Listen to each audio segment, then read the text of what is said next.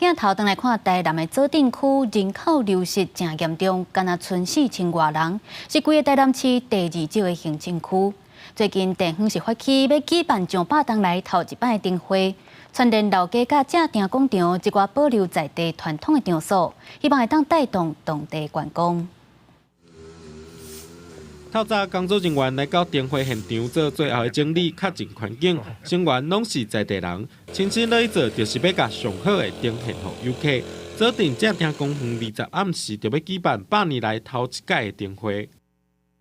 我们在地，我们觉得我们的生活在这一块，这么虽然是贫瘠的土地，不过我们就是很开心，很有感情。办一下灯会。 促进人潮会当等来左镇，也个一个左镇台南县较早台南县的左镇，安尼。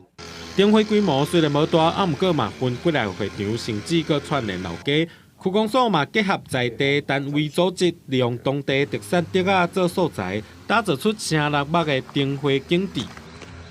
它以在地的竹子为素材来做的，而且这一些灯会全部。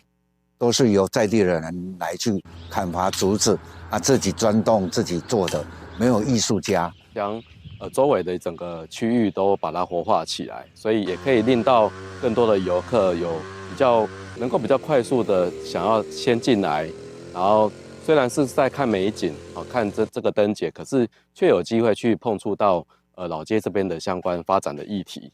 同款是偏乡的农家，这几年举办空山节真受欢迎。不过左镇的人口一直在减少，即马嘛敢若剩4000多人。这摆举办灯会地点正定有过去左镇欢迎的卡车，汤铁5分车嘛捌见证当地将近1架子的光景。即马透过公部门甲民间团结做伙，望会当重现过去的风华。记者综合报道。